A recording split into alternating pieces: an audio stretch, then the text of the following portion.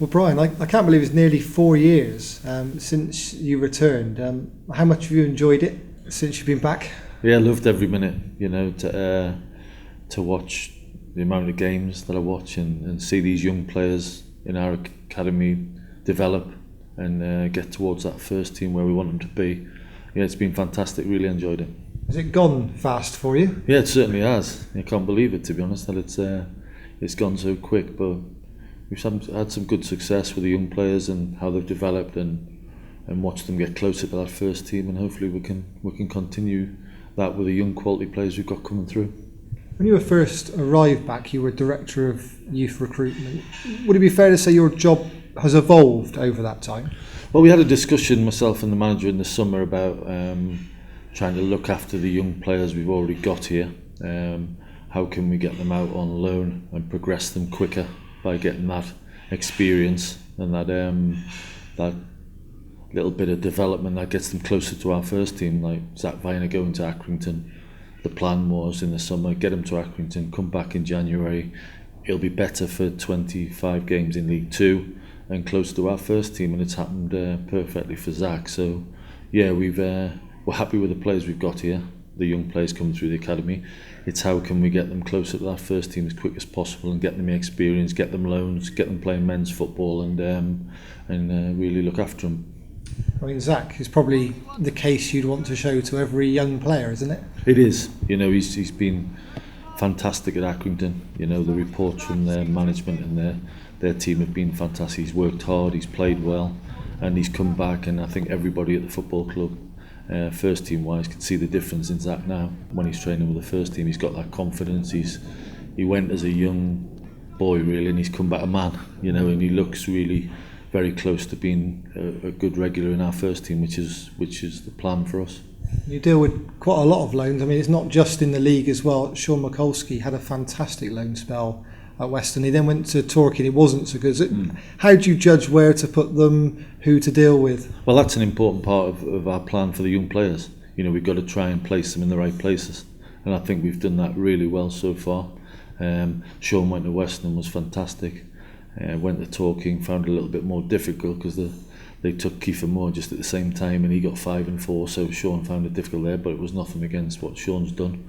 So yeah, it's a really important part to get them in the right place, go and develop, go and be successful. Have success is key, and then come back here and see where you are, because Sean ended up on the bench against Hull in the Cup, which was great for him. So yeah, we're planning and we're thinking ahead all the time of what's the best for these young players and what's going to make them and get them close to our first team.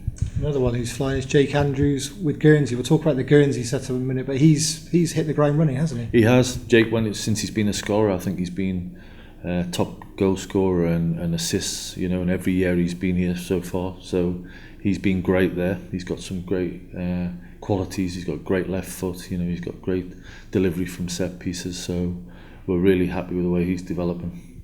How much have you had to do with the Guernsey setup? Yeah, I've worked very closely with Tony Vance, the manager over there, and Mark Letizio, the chairman. And we've gotten on really well, to be honest. I think they're a great group of people. I've been over to Guernsey and sat and had lunch with them, and it's a really good setup. Their first team at home get 800-900 people watching, so it's a good experience for our boys.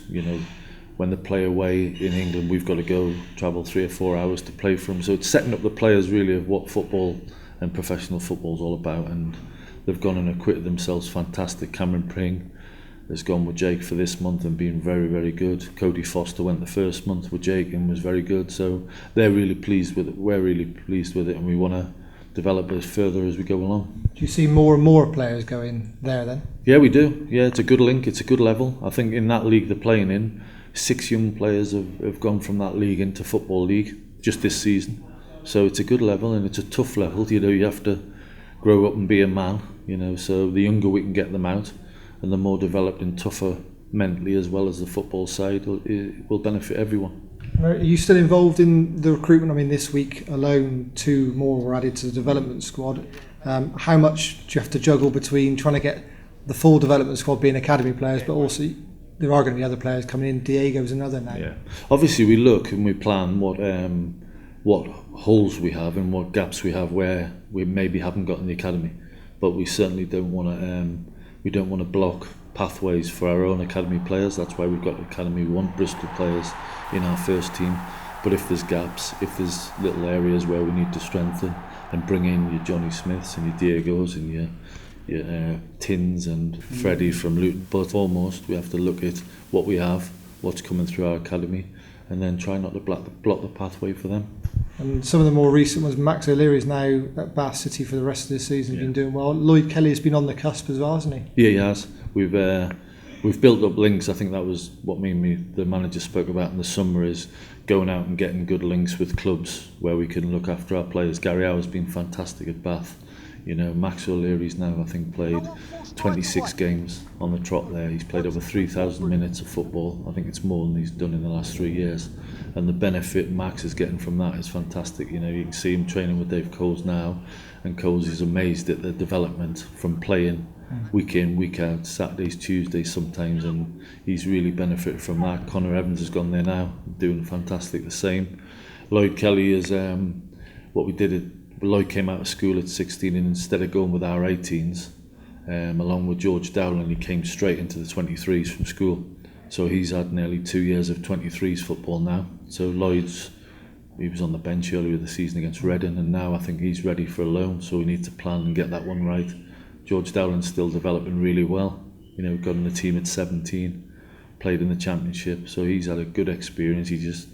We need to look after him and get him the right loans. He went to Western early on the season, did very well for a 17-year-old playing some men's football. So we're really pleased the way it's going, and we've got the futures in our minds constantly and what's the best for them. The 23s are on some run as well. I mean, how much do you look into results at 18s level or 23s level?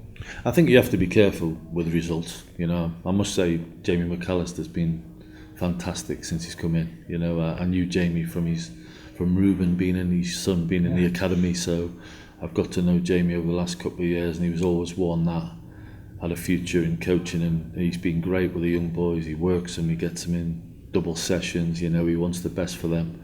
But sometimes when we play our 23s on a Monday, we've got 4 or 5 or 6 under 18s playing in there, and then subsequently you don't play all of them in the Saturday game for the under 18s, so you've got 5 or 6 or 7 under 16s playing. So sometimes the results aren't what you want them to be. Look, me and Macca don't like losing. For sure, we don't want any of the teams to lose, but in developing players and putting them up in the teams above, you're going to sometimes lose games that if you had your full strength team, if you had all your loans back in the team, you'd win every game. But would you develop players? So I think you've got to get the balance right of winning and developing players for our first team. Yeah, I've seen some of Jamie's son Ruben play, and he's pretty good, isn't he? Yeah, he's a lefty. Me and Macca, we always prefer the lefties. So Ruben's doing extremely well, and he's a good lad.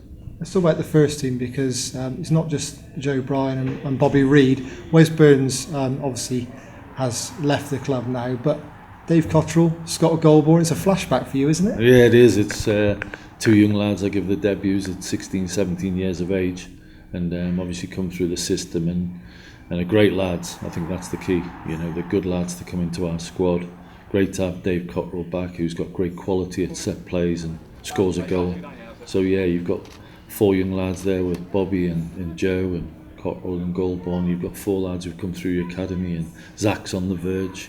You know, Lloyd Kelly's been on the bench, George Dowland's played, Max O'Leary played last year. So we're really trying to make this academy a success, and we want Bristol-based players to be in and around, and the manager wants that as well. So that's always a bonus. And it's fantastic to see them in the first team, playing in the second tier in England.